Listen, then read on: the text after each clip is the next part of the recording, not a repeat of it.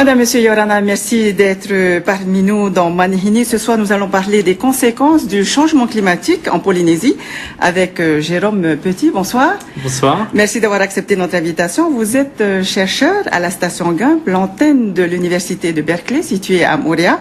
Avec Eleonora Abaliano, vous avez récemment présenté un état des lieux sur les enjeux du changement climatique en Polynésie.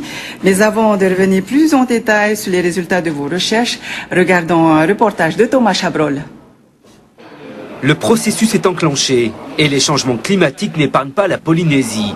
Les chercheurs de la station Gump de Moorea ont collecté une mine d'informations encore méconnue du monde politique et économique local. Les projections des scientifiques sont inquiétantes. La température de l'air pourrait augmenter de 1,8 degré au cours du siècle dans le Pacifique Sud. Le changement climatique est une menace sérieuse pour l'environnement et l'économie d'une Polynésie très vulnérable. Et il y a beaucoup de risques donc sur les écosystèmes, bien sûr les coraux, mais également les tortues, les forêts d'altitude, sur l'économie avec l'agriculture peut-être menacée, la perliculture, la pêche. Un constat alarmant, il est en des institutions, associations, instituts de recherche et entreprises privées engagées dans le développement durable. 150 personnes sont regroupées dans un réseau de 4 commissions. Ce rapport est la base de leur plan d'action pour réduire par exemple les émissions de gaz à effet de serre. La Polynésie a produit 794 000 tonnes de CO2 en 2008, soit 3 tonnes par habitant, 2 fois plus que le niveau maximal recommandé pour stopper les effets des gaz polluants.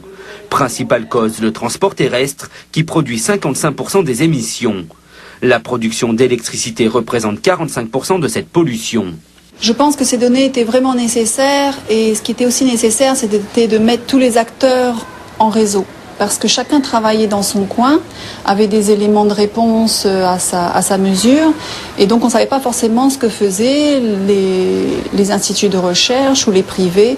Donc le réseau plus les travaux de l'état des lieux, oui, ont vraiment donné une accélération pour agir sur ces changements climatiques. Pour lutter contre le changement climatique, la Polynésie doit donc penser à moins polluer. Le pays a un vrai potentiel en énergie renouvelable, mais leur développement reste très limité. Pourtant, la montée des eaux est inéluctable. L'archipel des Tuvalu en fait déjà les frais. La Polynésie doit prendre conscience des risques, car elle possède 20% des atolls mondiaux.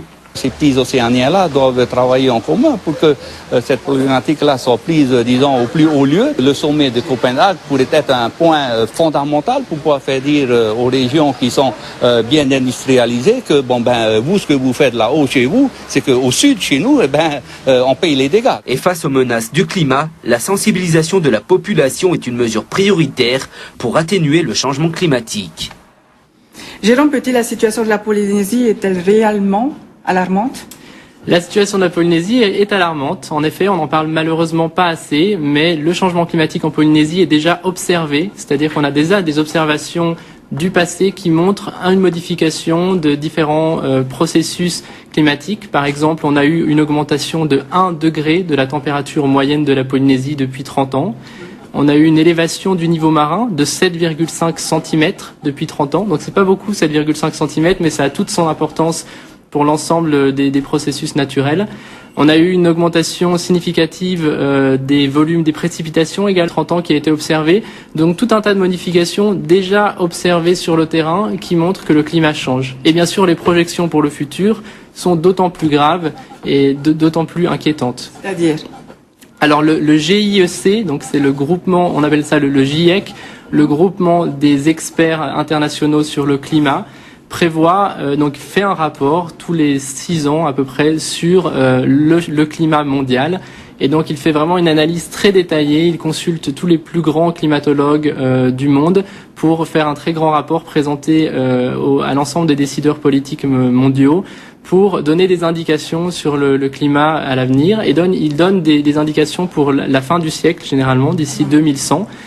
Et la température mondiale pourrait augmenter de 2,8 degrés d'ici 2100, donc 2,8 degrés supplémentaires. En Polynésie, l'augmentation projetée est un peu plus faible, elle serait de 1,8 degrés de plus d'ici 2100. Faible mais grave pour la Polynésie ? Comment ? Faible mais grave. Donc il y a un exemple que je donne souvent, c'est le rapprochement avec la température corporelle du corps humain.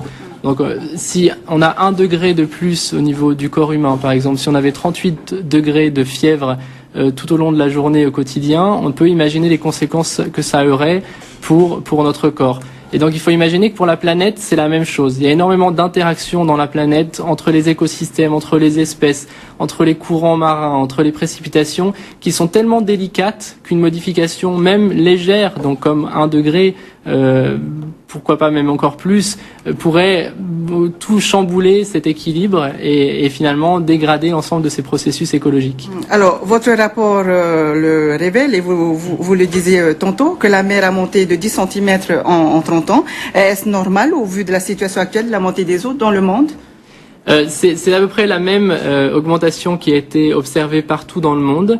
Donc c'est pas finalement normal, c'est-à-dire que c'est une observation qui est générale, qui est observée dans tous les pays du monde, mais qui a des conséquences importantes et qui est vraiment anthropique, c'est-à-dire qui est liée aux conséquences humaines, qui est liée au réchauffement climatique, au réchauffement des températures, donc à la fonte des calottes glaciaires, à la fonte de la glace qui va bien sûr faire augmenter, élever le niveau marin.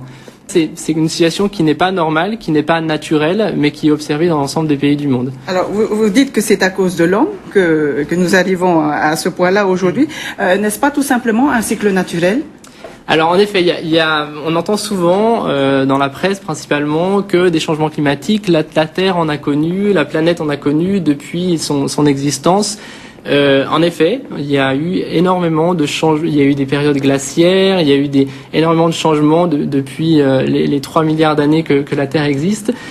Ces changements sont naturels, mais ils sont très lents. Habituellement, les changements que la Terre a pu connaître se sont réalisés sur plusieurs milliers d'années, voire sur plusieurs millions d'années. Là, on parle de changements qui se déroulent devant nos yeux sur des périodes de 100 ans, d'un siècle. Pour l'histoire de la planète, un siècle, c'est comme 1 seconde de notre vie, finalement. Et ces changements sont très brutaux, sont très violents, et ils se déroulent à l'échelle d'1 ou 2 générations. Donc les espèces, en particulier l'espèce humaine, aura bien sûr beaucoup de difficultés à s'adapter, car les changements que la planète a connus jusque-là, les espèces se sont adaptées à travers l'évolution naturelle. Il y a certaines espèces qui ont disparu, il y en a d'autres qui ont apparu. Et donc ça a créé un nouvel équilibre. Finalement, la vie a toujours persisté, a toujours continué. Un renouveau ? Voilà, un renouveau. Ici, c'est un peu trop rapide pour que les espèces arrivent à se renouveler.